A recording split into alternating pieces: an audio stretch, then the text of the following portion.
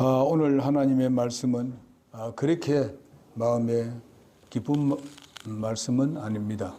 그렇지만은 우선 이 말씀의 흐름을 이제 포괄적으로 생각해 보도록 그렇게 하겠습니다. 이제 주님께서 나단을 통해서 다윗에게 보내서 다윗의 잘못을 이렇게 지적하게 하는 것을 볼 수가 있습니다. 하나님께서는 당장이라도 다윗은 죽어야 마땅할 그런 사람입니다만은 하나님께서 먼저 그에게 기회를 주고 회개의 기회를 주는 것을 우리가 볼 수가 있습니다. 하나님은 이렇게 정말 긍휼히 여기시고 은혜를 베푸시고 당시에 또 율법 시대이지만은 그래도 율법으로 당장에 처형을 하지 아니하시고 참으시고 인내하시면서 그의 마음을 돌이키기를 원하고 계시는 것을 볼 수가 있습니다.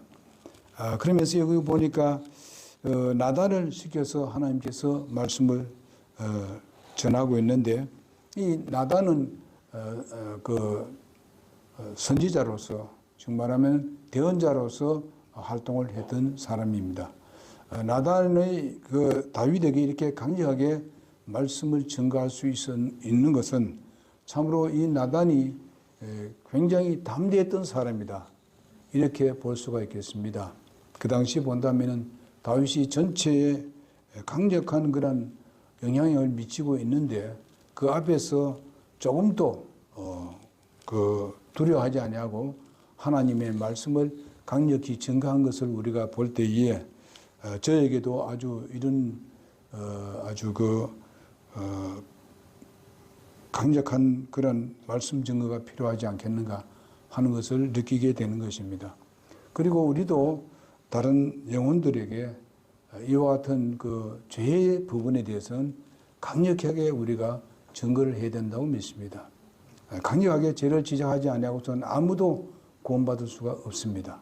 그렇기 때문에 죄는 죄로 드러내게 하고 그리고 영혼에 대한 사랑은 하나님과 같은 그런 너그럽고 정말 긍휼한 그런 마음으로 우리가 말씀을 증거해야 된다고 믿습니다.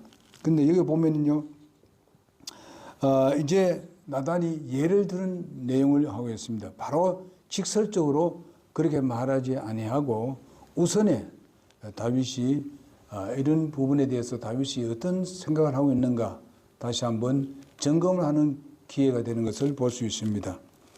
가난한 자에 살았는데 가난한 자가 정말 그 한 양을 데리고 살면서 이 양을 자기의 가족같이 그렇게 살았다고 이렇게 얘기하고 있습니다. 굉장히 사랑받는 그런 양이었다 이렇게 얘기를 하고 있습니다. 그러나 여기에 그 부자는 정말 많은 것을 가지고 있고 양이나 소떼나 많은 것들을 가지고 있는데도 불구하고 자기 집에 어떤 손님이 왔는데 바로 자기의 가정에 있는 것을 가지고 거기에 대접하지 아니하고 그 가난한 집에 있는 그 양을 가지고 빼앗아서 대접을 했다. 이렇게 이런 소리를 하니까 다윗이 그냥 화가 잔뜩 났습니다. 예?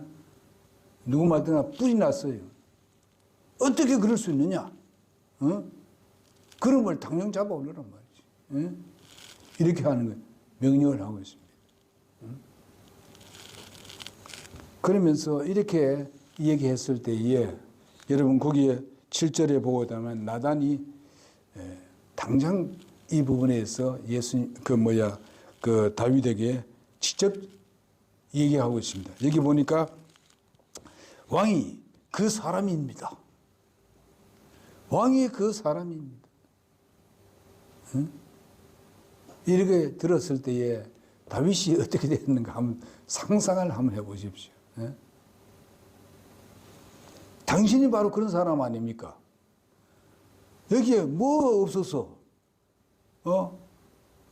당신에게는 또 많은 여자들이 또 있지 않습니까? 부인도 있지 않습니까? 왜 그게 하나밖에 없는 거는 남의 아내를 빼앗아서 그렇게 하느냐? 이렇게 나단이 강력하게 얘기하고 있습니다. 우리가 구약에 보게 되면요, 하나님께서 기름 부어 세우신 사람 중에서 이 누굽니까? 바로 왕하고 그 다음에 제사장하고 그 다음에 대언자입니다. 셋을 세울 때 하나님께서 기름 부어 세웁니다. 여러분과 나는 이미 벌써 어떤 사람 되었습니까? 예수 그리스도로 말미암아서 우리는 기름 부음을 받은 사람입니다. 그 기름은 뭘 상징합니까? 성령님을 상징하고 있는 것입니다. 여러분, 나는 이미 성령님 우리 안에 들어오셨습니다. 그래서 우리는 예수 그리스도로 말미암아서 우리는 제사장이 되었습니다. 우리 모두 다 제사장입니다. 여기 있는 목사나 여러분 집사들이나 여러분 개개인이 다 우리는 주님 앞에서 제사장이 되었습니다. 이런 걸 우리 생각하면 감사하면서도 여기 보면 대언자로 생각한다면 하나님의 말씀을 대언할 수 있는 사람들. 여기서 있는 목사가 바로 하나님 말씀을 증거할 때 담대하게 증거해야 된다는 것을 우리에게 증명해 주고 있습니다. 어떤 사람은 무슨 대단한 사람이니까 이 사람들은 무슨 뭐 부자고 아주 부자가 교회 오고 이래 되면 그들에게는 저저저 메고 이렇게 해서는 안 된다 이겁니다. 담대하게 말씀을 증거해야 된다는 것이죠. 그러나 다른 부분에 대해서는 또 우리는 인간과 인간관계에 있어서 부드러움을 또 나타내 줘야 된다고 믿습니다. 우리 그리스도인이 다 그렇게 되어야 된다고 믿습니다. 말씀을 증거할 때에 우리가 그것을 받을 사람들에게는요, 강력하게 잘못은 우리가 하나님 말씀으로 이 얘기를 하고, 그 다음에 다른 부분에 대해서는 우리는 정말 부드럽게 대해서 그들을 주님께로 나올 수 있도록 하는 것이 우리의 삶이라고 봅니다. 여기 보면 나단이 아주 잘한 것입니다. 뭐라고 합니까? 이스라엘을 다스리는 왕으로서 왕을 삼고 너를 사울의 손에 건져냈으며 또 내 주인의 집에 내게 주고 내 주인의 아내들을 내 품에 주며 이스라엘의 집과 유다의 집을 내게 주었느니라. 만일 그것이 너무 조금이었을 것 같으면은 내가 내게 이것도 주고 저것도 더 해주지 않겠느냐? 꼭 그런 악한 짓을 해야 되느냐 이게요. 꼭 그런 가난한 자에게서 빼앗아서 그래 해야 되느냐 이 말이에요. 얼마나 강력하게 지금 이야기를 해주고 있습니까? 다윗이 사실상 그 당시에 정말 자기의 그 종들, 자기의 신하들은 다 싸움하러 나갔는데, 피 터지게 싸우고 있는데, 어디에 올라가서 여기저기 바라보면서 악한 눈으로 말이죠. 유혹받고 말이죠. 이렇게 해서 그 악한 마음을 가지게 되는가. 자기는 그 올라가서 도리어 뭘 해야 되겠어요? 기도를 해야 될 거 아닙니까? 왕이 직접 안 나갔으면은 정말 우리가 하나님께 간절히 구하고 기도해야 될 그런 입장인데 그런 일을 했으니까 하나님께서 정말 다윗에 대해서 지금 신망적입니다만은 그러나 하나님께서 누구에게 했습니까? 하나님이 자신이 그에게 기름 부으라고 했었습니다. 그가 정말 양을 기르고 이렇게 할 때에 그를 불러서 하나님께 불렀지 않습니까? 다른 사람이 세운 것도 아니었고 다른 사람 어디 갔어요? 이새는 뭘 했어요? 찾으니까 자기 7 아들 다 불러왔습니다. 아니다 하나님께서 그렇게 했었습니다. 사무엘을 통해서. 근데 막내인 8째 아들을 왔을 때는 하나님이 굉장히 마음이 합한 그런 아들이었습니다. 그래서 그에게 기름을 부어라. 이렇게 해서 다윗을 왕으로 세웠지 않습니까? 그 왕이 될 때까지는 많은 어려움과 시련들이 있었습니다만은 그러나 이제는 하나님께서 다 평정시켜 주었습니다.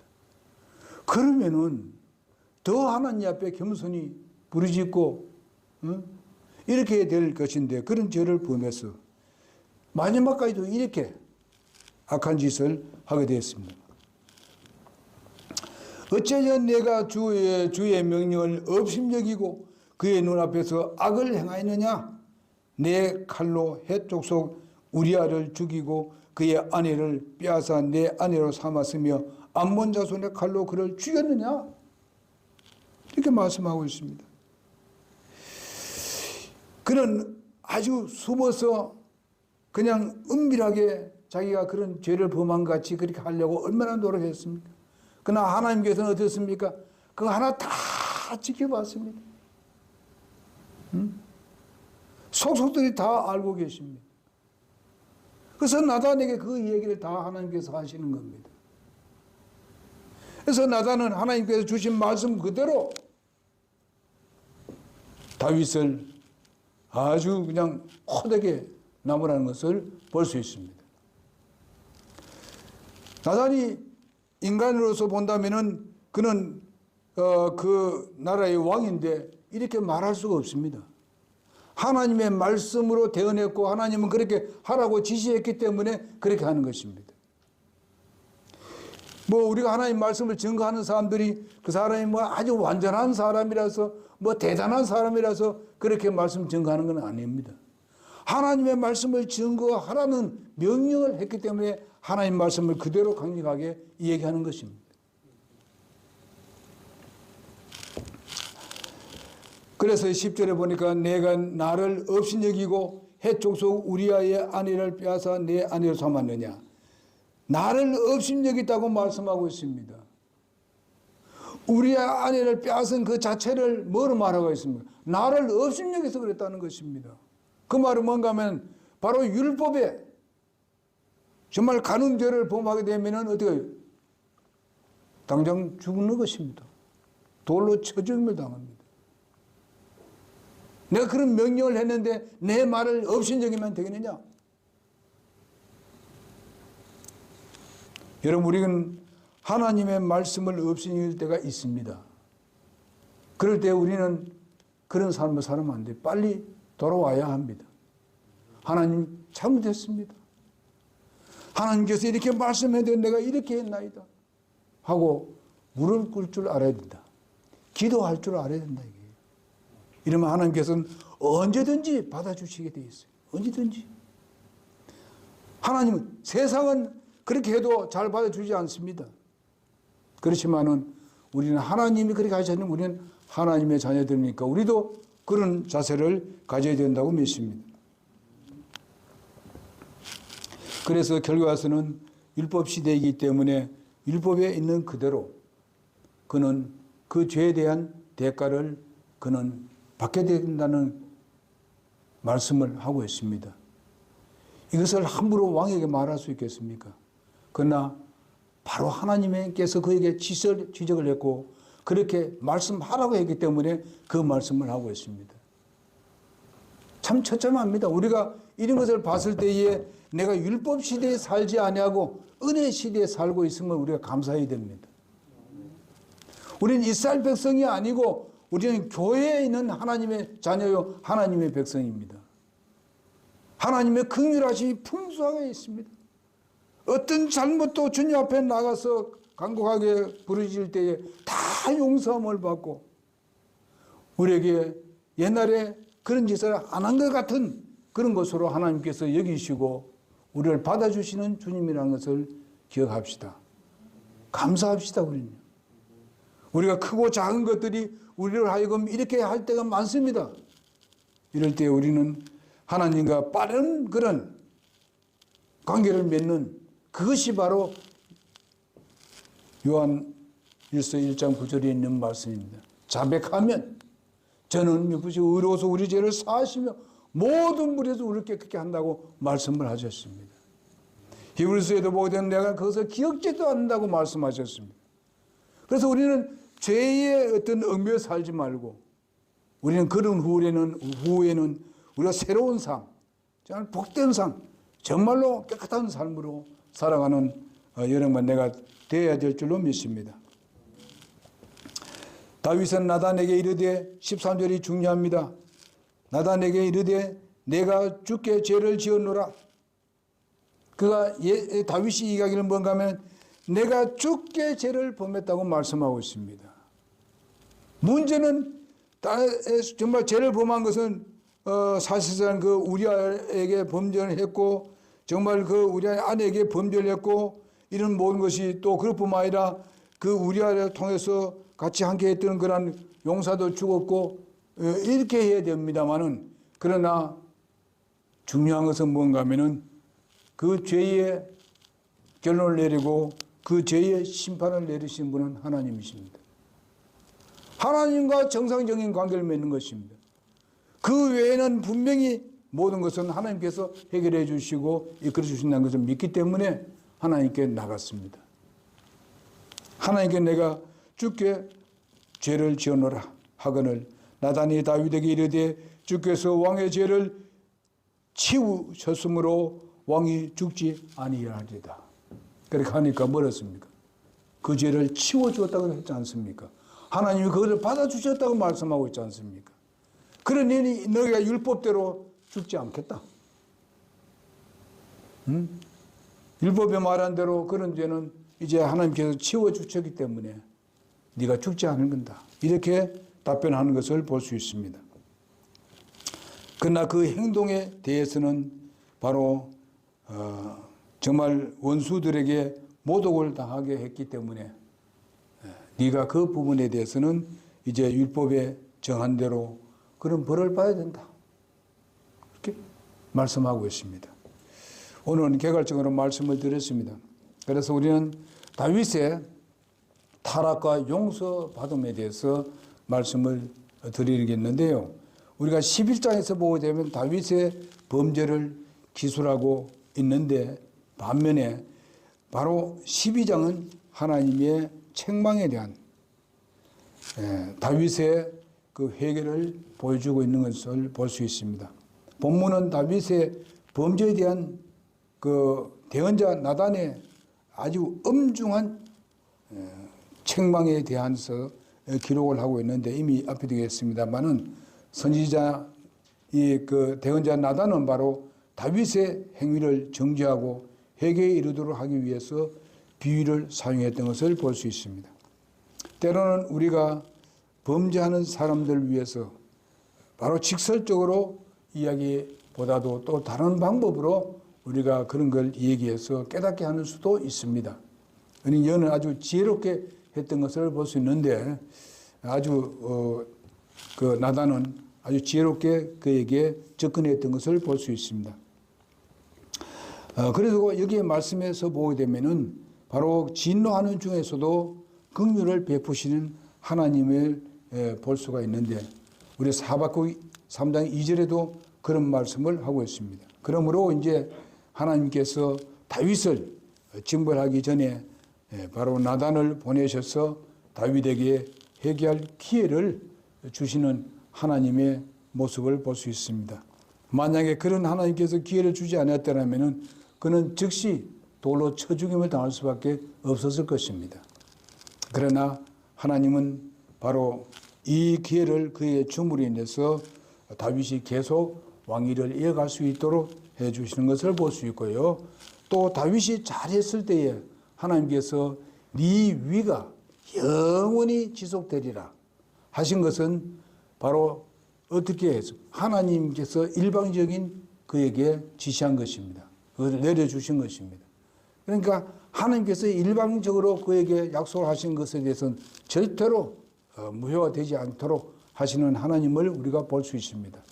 여러분 알다시피 우리의 믿음의 조상이라고 말하는 아브라함도 잘못했을 때에 바로 하나님께서 하나님께서 직접 그 하나님 자신이 약속을 했기 때문에 또 내가 예비한 그 땅으로 가라. 그것을 얻을 것이다. 이렇게 하나님은 그를 불러냈고 그는 거기에 순종해서 따라왔었습니다. 그러나 중간중간마다 잘못된 범죄했을 때에 바로 하나님은 그를 보존할 수 있었던 것을 볼 수 있습니다. 여러분 알다시피 바로 그 아브라함에게 많은 씨가 나올 것이다. 사라를 통해서 많은 씨가 나올 것이다 했은 그런 약속. 그것은 하나님께서 일방적으로 약속을 하셨기 때문에 바로 뭡니까? 아비멜렉에게 그 몸이 빼앗길 쯤 됐을 때에 하나님께서 그것을 막았던 것을 볼 수 있습니다. 왜? 그렇지 않으면 그날 자녀가 태어날 수 있습니다. 생길 수 있어요. 그럼 하나님 약속이 틀리다 이게. 하나님께서 약속하신 것은 하나님이 책임집니다. 여러분, 내가 구원받아서 하나님께서 약속한 그 말씀은 하나님께서 우리에게 일방적으로 준 것입니다. 은혜 말입니다. 은혜. 그러나 우리가 정말 노력하고 애를 쓰는 가운데서 주님을 섬기는 이런 상급에 대해서는 일방적이 아닙니다. 무슨 말인지 아시죠? 그러나 우리가 구원받고 하나님의 자녀되고 하나님 나라에 들어가고 하는 이 모든 것은 하나님께서 예수를 믿음으로 인해서 얻어지는 바로 하나님의 약속입니다. 이건 결코 뒤바뀔 수가 없다는 것입니다. 잃어버릴 수 없다는 거예요. 그러나 이것을 잘못 가르치는 사람들이 세상에 많습니다. 교회들이 많아요. 잃을 수 있다는 것입니다. 우리가 상급은 잃을 수 있지만은 결코 우리가 구원받고 하나님 자녀된 것은 결코 잃어버릴 수 없습니다. 어떤 잘못된 일이 있다 해도 그렇게 할 수 없습니다. 그런데 이것을 잘못 가르치는 사람들이 너무 많아요, 지금요. 유튜브에 보면 너무 많이 나옵니다, 지금요. 그러니까 이런 부분도 우리가 잘 알아둬야 됩니다. 상급하고 내가 구원받는 거하고는요. 아주 분명한 차이가 있음을 알아야 된대요. 확실한 차이가 있음을 깨달아야 됩니다. 그래서 다윗의 죄를 은혜스럽게 책망하는 그런 모습을 볼 수 있습니다. 때에 다윗은 자신에게 대해서 이야기를 한 줄 모르고 자신이 그 부자 그 사람을 그냥 엄벌을 주라고 명령하는 것을 볼 수 있습니다. 이런 걸 우리가 보면서도 우리도 그럴 수 있다는 것입니다. 자기 일을 살피도 안 하고 그 사람에 대해서 엄벌을 이행할 때다 이런 말입니다. 여러분 마태복음 7장 3절 4절에 있는 말씀을 잘 알지 않습니까? 너는 어찌하여 내 형제의 눈 속에 있는 티는 보면서 내 눈 속에 있는 들보는 깊이 생각지 않느냐? 그러잖아요. 티끌하고 여러분 티하고 들보하고 비교됩니까? 대들보하고 비교됩니까? 때로는 자기의 죄가 그렇게 크면서 남의 작은 죄를 지적할 때가 있습니다. 여러분 우리 자신을 살피고 해야 그것이 먹혀 들어갑니다. 이럴 때가 있잖아요. 이 바로 다윗이 이런 이야기를 하고 있습니다. 너는 들보다 이게. 너는 다른 사람 티를 보고 이렇게 하거든요. 너는 엄청난 들보로 눈에 들보가 있다 하는 것을 말해주고 있습니다. 다윗이 가난할 때에 정말 높으신 하나님을 기억해야 하고 이제 높아진 그가 하나님을 배반하고 있음을 여기서 잘 나타내 주고 있는 것을 볼 수 있습니다. 다윗은 모세의 율법에 의하면 가는 죄로서 레위기 20장 10절의 말씀대로 그는 죽을 수밖에 없어요. 살인죄입니다. 레위기 24장 17절에도 그렇게 말씀하고 있습니다. 죽어야 마땅했지만은 다윗은 부족함이 없는데도 이웃을 탐했습니다. 하나님의 은혜와 안혜를 망각하고 하나님을 업신여겼습니다. 하나님의 말씀을 업신여기는 것은 곧 하나님을 업신여기는 것입니다. 그러므로 우리는 하나님의 말씀이 굉장히 중요합니다. 우리의 모든 기준은 하나님의 말씀에 두어야 되는 것입니다. 세상의 것으로 기준을 삼으면 안 돼요. 그러므로 오늘 말씀은 그냥 개괄적으로 말씀을 드렸고요. 오후에 나머지 말씀을 증거하도록 그렇게 하겠습니다. 그러니 우리는 우리 자신을 살펴봐야 할 것은 바로 나단과 같은 그런 또한 담대함으로서 말씀을 증거하고 때로는 죄를 지적해서 저들이 회개하도록 해야 되지 죄를 전혀 묻지도 않고 절대로 구원을 받을 수가 없습니다. 그래서 우리가 상담할 때 죄 부분에서 한쪽으로 계속 몰아넣잖아요. 그럴 때에 내가 이런 죄를 졌다고 고백을 하게 되어 있습니다. 그럴 때에 바로 예수님을 소개하는 것입니다. 예수님이 바로 너의 이 많은 죄들을, 과거, 현재, 미래의 모든 죄들을 예수님이 담당해 주셨다. 근데 제일 중요한 것은 지금 그 예수님을 지금 부정하고 있는 거 아니냐. 안 믿는 거 아니냐. 사실이다. 그렇기 때문에 바로 너는 지옥 갈 수밖에 없다는 것이죠. 그 지옥이 그렇게 듣기 좋아할 사람은 아무도 없지 않습니까? 그러나 이 얘기를 해야 돼요. 죄에 대해서 얘기할 때에 듣기 싫어요. 그렇지만은 그렇게 해야 합니다.